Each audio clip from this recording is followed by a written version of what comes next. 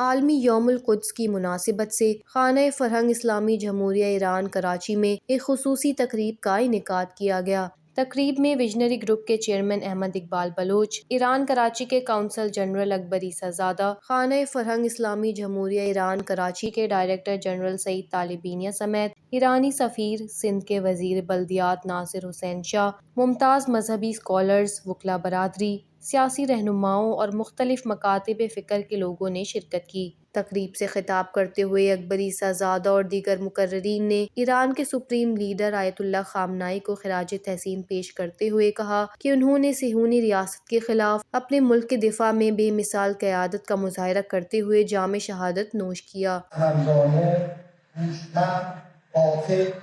و بازدارنده برای دفاع از حاکمیت و تمامیت سرزمین است. هنرمندان، شعرا، طلاب، دانشجویان، وکلای دادگاه، عزیزان اصحاب رسانه، ژورنالیست‌ها، مقررین نے کہا کہ امام روح اللہ خمینی نے رمضان المبارک کے آخری جمعے کو انسانیت کے دفاع، بیت المقدس کی آزادی اور اسرائیلی بربریت کی مذمت کرنے کے ساتھ مختص کیا اور اسے روز قدس کا نام دیا گیا۔ مقررین نے اس بات پر بھی گہرے افسوس کا اظہار کیا کہ گزشتہ 2 ہفتوں کے دوران رمضان المبارک جیسے مقدس مہینے میں ایران پر اسرائیلی اور امریکی جارحیت کے باعث کئی بے گناہ لوگ شہید ہو چکے ہیں اور ایران اپنے دفاع کا حق استعمال کرتے ہوئے بھرپور جوابی کارروائی کر رہا ہے۔ مقررین نے مزید کہا کہ اسرائیل اور امریکہ کا ایران پر حملہ بین الاقوامی قوانین و ضوابط کی کھلی خلاف ورزی ہے۔